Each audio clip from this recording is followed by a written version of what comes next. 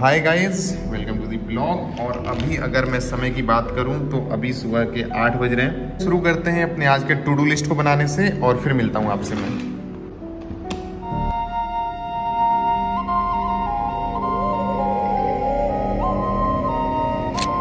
तो ये रहे हमारे आज के टारगेट्स और आज से मैं एक नया चैप्टर शुरू कर रहा हूँ। खैर अभी हम यहाँ से करना शुरू करते हैं। तो अभी मैं कर रहा हूँ सेंटर ऑफ मास के लेक्चर नंबर 3 को। और अभी थोड़ी एक इंपॉर्टेंट बात करते हैं। मैंने देखा था एक सवाल बहुत सारे लोग मुझसे कमेंट सेक्शन में पूछ रहे थे कि मैं अभी इतना सारा स्टडी कर रहा हूँ, दिन में भी इतना सारा पढ़ रहा हूँ, रात को भी लेट नाइट स्टडी कर रहे हैं, मैं कितने आवर्स की स्लीप लेता हूँ, क्या मैं दिन में भी सोता हूँ, मेरा स्लीपिंग शेड्यूल क्या है। बेसिकली मैं स्टडी को तो अच्छे लेवल पे कर ले रहा हूँ, बट नींद का क्या सीन है ना। मैं सारे सवालों की जवाब देने की कोशिश करता हूँ। सबसे पहली चीज तो ये कि जो मेरा स्लीपिंग शेड्यूल है ना वो बहुत ठीक सा नहीं है, फिर भी मैं कोशिश करता हूँ एटलीस्ट 5 आवर की स्लीप तो मैं लूँ ही। क्योंकि आप देखो स्टडी करने से माइंड फैटिग बहुत ज्यादा होता है और इसके लिए स्लीप लेना बहुत ज्यादा जरूरी हो जाता है। मैं आपको आज की बताऊं तो आज मैं 3 बजे सोया था और सुबह मैं 8 बजे के आसपास उठ गया। और मैं आपको भी यही बोलूंगा, अगर आपकी भी नींद 5 आवर से कम है या बहुत ज्यादा कंप्रोमाइज है, हालांकि 5 आवर भी कम ही है, बट अब क्या करें यार। देखो एक चीज को मैनेज करते हैं तो दूसरी चीज बिगड़ती है। मैं स्टडी पे अच्छे से कर रहा हूँ तो फिर नींद की ऐसी तैसी हो ही जाती है। कोशिश तो करता हूँ इसको इम्प्रूव करने की, बट कोई खास इफेक्ट इसमें नहीं दिखता है। मेन अपना स्टडी और ठीक ठाक चल रहा है तो हमें लगता है चलो चलने देते हैं। जब डेली टारगेट्स को पूरा करने में रात को लेट हो जाता है तो हमें लगता है कि कोई ना, आज के टास्क तो चलो पूरे हो गए। ये चीज ठीक तो नहीं है उतनी, बट हाँ अपनी इंप्रूवमेंट जर्नी जारी है। तो ये हमारा लेक्चर पूरा खत्म हो गया और अभी अगर हम समय की बात करें तो अभी सुबह के 11 बज चुके हैं।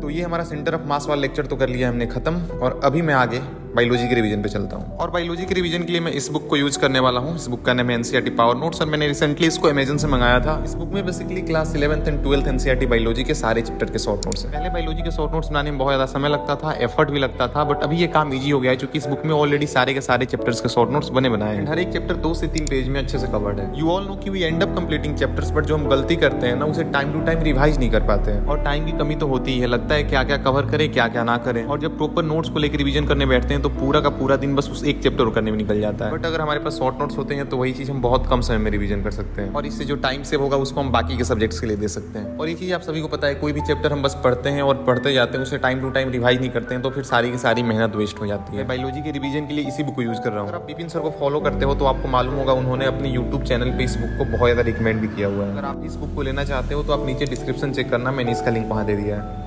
तो लोकोमोशन को रिवीजन करने के बाद मैं मिनरल न्यूट्रिशन करना शुरू कर देता हूँ। एंड आई नो आप लोग अभी क्या सोच रहे हो, और बिल्कुल सही सोच रहे हो आप लोग कि मिनरल न्यूट्रिशन अभी है ही नहीं सिलेबस में, तो मैं इसे पढ़ क्यों रहा हूँ यार। एक क्लिप पहले गया ना तो मुझे तभी थोड़ी पता था कि ये पार्ट सिलेबस से हट जाने वाला है। सिलेबस चेंज भी होने वाला है, कौन जानता था। देखो मैं कैसे उस चैप्टर को पढ़ रहा हूँ जो अभी सिलेबस में ही नहीं है। वाह भाई, इतनी मेहनत हमने करी है और ये एनएमसी ने जो किया है ना यार। वैसे मिनरल न्यूट्रिशन कोई टफ चैप्टर नहीं था, ट्रिक से आराम से पूरा चैप्टर याद हो जाता था। हटाना ही था तो इनको इसके जगह कोई लेंदी चैप्टर हटा देते, पूरा एनिमल किंगडम डिलीट करते सिलेबस से, वो सही रहता है ना। तो अभी हमने इस चैप्टर को भी कर लिया अच्छे से खत्म। और अभी अगर हम थोड़ा समय देखें तो अभी 2:28 PM हो रहा है और अभी मैं सोच रहा था फिर से एक लेक्चर करेंगे, या तो सेंटर ऑफ मास का या फिर इलेक्ट्रो का, बट अभी लंच कराते हैं तो ज़्यादा बेटर रहेगा। अब क्योंकि देखो ना 2 बज रहा है, 2 घंटे का लेक्चर होगा तो 4 बज जाएंगे लंच करने में। इससे अच्छा हम लंच करके आ ही जाते हैं और फिर ही लेक्चर में लगते हैं, है ना। क्योंकि ऐसे हमारे लंच में डिले भी नहीं होगा और हमारा लेक्चर भी हो जाएगा।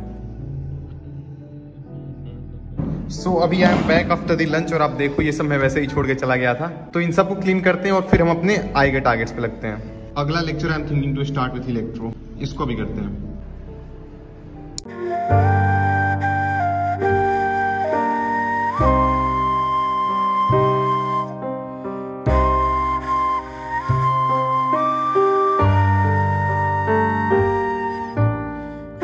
अभी मैंने कर लिया इस लेक्चर को पूरा खत्म और अभी अगर मैं समय दिखाऊं तो समय शाम के 5 बज चुके हैं। तो अभी हमने इलेक्ट्रो के लेक्चर 1 को तो कर लिया है खत्म और आगे अभी हमें इलेक्ट्रो का एक और लेक्चर करना है, लेक्चर नंबर 2, तो इस पर लगेंगे। बट मैं सोच रहा हूँ अभी एक छोटा सा ब्रेक लेते हैं, छत पर से घूम के आते हैं, देखते हैं कैसा सा मौसम है, बाहर फ्रेश एयर से ढेर सारा ऑक्सीजन लेके आते हैं, फिर आगे टास्क पे लगेंगे। तो अभी मैं आ गया हूँ छत पे और अभी सनसेट होने में थोड़ा टाइम है। भाई देखो इनकी लाइफ कितनी सुख शांति से बीत रही है ना, लाइफ में कोई टेंशन ना कुछ, बिल्कुल मस्त रहो अपना। अरे ये क्या था, ओह माय गॉड।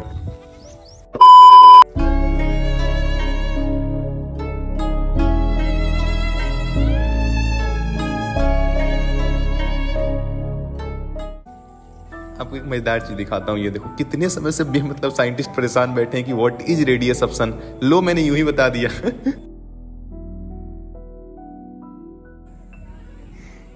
तो अभी मैं आ चुका हूँ नीचे, अभी अपने टारगेट पे लगते हैं। इलेक्ट्रो जो हमें करना था, बहुत ब्रेक हो गया, बहुत बड़े बड़े कारनामे करके हम आ रहे हैं। खैर लगते हैं इलेक्ट्रो पे।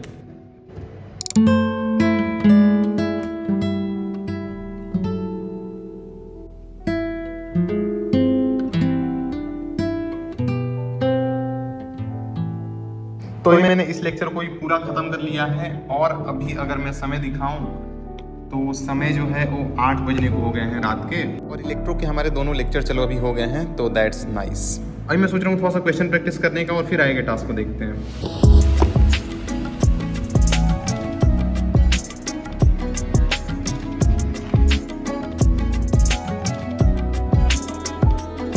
तो ये हमारे लोकोमोशन चैप्टर के PYQs, इन पे लगते हैं और इनको करना शुरू करते हैं।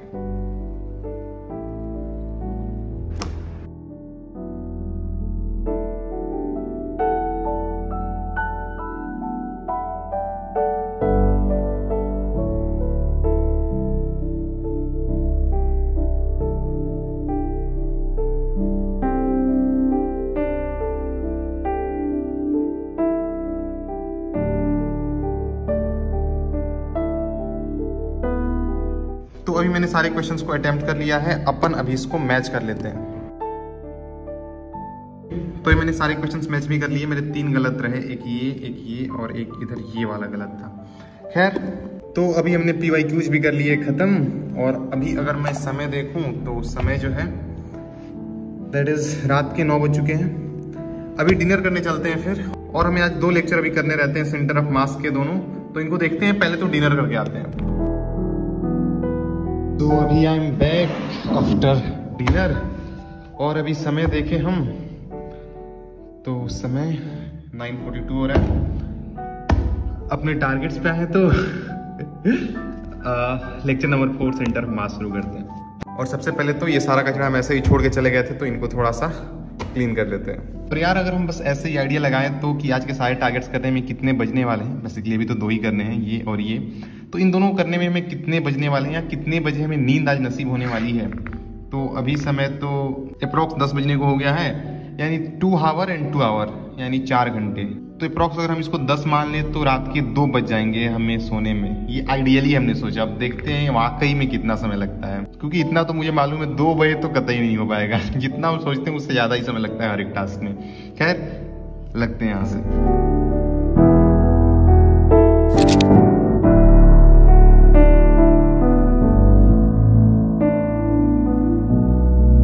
तो वही मैंने कर लिया ये लेक्चर पूरा खत्म, और अभी अगर हम समय देखें तो रात के 12 से ज़्यादा हो चुके हैं। तो अभी हमने सेंटर ऑफ मास के इस वाले लेक्चर को तो खत्म कर लिया, और आज का लास्ट ये लेक्चर बचता है अभी। यार अब अभी देखो, अभी 2 से ज़्यादा बचते हुए दिख रहा है, क्योंकि 12 तो बज ही चुके हैं, और कम से कम इस टास्क को पूरा करने में 2 घंटे तो लगेंगे ही। तो इनफैक्ट 2 नहीं 2:30 बजते हुए में दिख रहा है। कहाँ हम 2 बजे सोच रहे थे, वाह।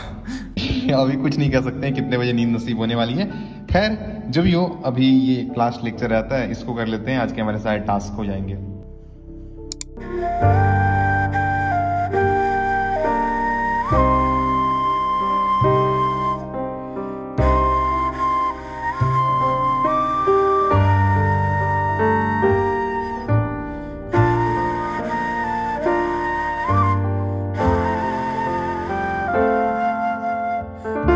तो अभी जाके फाइनली हमारा ये पूरा लेक्चर ख़त्म हुआ, और अभी हम अगर समय देखें थोड़ा तो समय जो है रात के 3 बज चुके हैं। वाह।